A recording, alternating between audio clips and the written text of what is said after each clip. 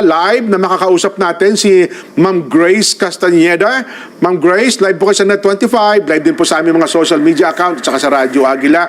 Magandang hapon po, Ma'am Grace Castañeda. Magandang hapon din po, Sir Nelson, at sa ating pong mga taga-subaybay. Sa kasalukuyan nga po, patuloy pa rin humihina itong si Bagyong Uwan habang kumikilos palayo dito sa ating kalupaan. Huli pong namataan yung sentro nito sa layong 175 kilometers west ng Sinait, Ilocos Sur. Taglay nito yung lakas ng hangin ng 120 kilometers per hour malapit sa sentro at pagbugso na umaabot sa 150 kilometers per hour. Hilagang kanluran po yung pagkilos nito sa bilis na 10 kilometers per hour. And sa kasalukuyan po, bagamat yung sentro nito ay nasa karagatan na, hagip pa rin po ng mga malalakas na hangin nito yung malaking area ng Luzon. May wind signal number 2 pa rin po tayo sa Batanes, Cagayan, including Babuyan Islands, northwestern portion ng Isabela, Apayao, Abra, Kalinga, Mountain Province, Ifugao, Benguet, Ilocos Norte, Ilocos Sur, La Union at western and central portions ng Pangasinan, maging sa northern portion ng Zambales. Samantala, wind signal number 1 naman po sa rest of Cagayan Valley and Ilocos Region, maging sa Central Luzon, maging sa area din po dito sa Metro Manila, sa Calabarzon, Occidental Mindoro, including Lubang Islands, Oriental Mindoro, Marinduque, Calamian Islands, Camarines Norte at northwestern portion ng Camarines Sur. Kung saan dito po sa mga areas na nabanggit natin, makakaranas pa rin po sila ng bugso ng mga malalakas na hangin na dala ni Bagyong Uwan. So manatili pong alerto para sa ating mga kababayan. Samantala sa mga pag-ulan, posible pa rin po yung 100 to 200 millimeters of rainfall sa area ng Benguet, maging 50 to 100 naman sa Ilocos Region, Abra, Zambales, Bataan at Occidental Mindoro. So may banta pa rin po tayo ng mga pagbaha at pagguho ng lupa, kaya naman doble ingat pa rin para sa ating mga kababayan. And bukod po dito, may moderate to high risk pa rin po tayo ng storm surge sa coastal localities ng Ilocos Region, Cagayan, including Babuyan Islands, Isabela, Aurora, Zambales, Bataan, Cavite, Batangas, Occidental Mindoro, including Lubang Islands at sa Calamian Islands. So again, stay alert po rin po para sa ating mga kababayan, and hanggat maaari ay lumayo po muna tayo sa mga coastal areas po ng mga nabanggit natin na lugar. And bukod po dito, may gale warning pa rin tayo sa seaboards ng Northern and Central Luzon, maging sa western seaboards ng Southern Luzon. And nakita po natin sa ating latest forecast track analysis ay magre-recurve po itong si Bagyong Uwan, or mas magiging pakanlura or pahilaga po yung kanyang pagkilos. So ina-expect po natin lalabas ito ng ating area of responsibility mamayang gabi or bukas ng early morning. And dahil po may kalakihan pa rin yung extent ng radius na to, hanggang bukas posible pa rin po tayo makaranas ng bugso ng mga hangin and also mga pag-ulan po sa area ng dito sa may western section ng Northern and Central Luzon. Kaya continuous monitoring pa rin po tayo and patuloy na magantabay sa updates na ipapalabas po ng Pag-asa. At yan po muna ang latest dito sa Weather Forecasting Center ng Pag-asa. Grace Castañeda, magandang hapon po. Ma'am Grace, nako, nakita namin sa satellite image, mukhang clear na, no?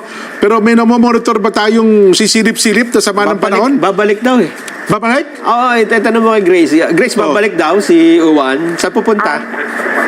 Nakikita po natin ngayon, mas pahilaga po yung pagkilos na to or magre-recurve po ito. Posible po yung re-entry po natin sa PAR, most likely dito po sa area ng Taiwan. So may western coast na po ng Taiwan by Wednesday evening. So by this time po, kung meron man siyang epekto, most likely po nasa extreme northern Luzon po yung mahahagip ng mga bugso po ng hangin and yung mga pag-ulan po.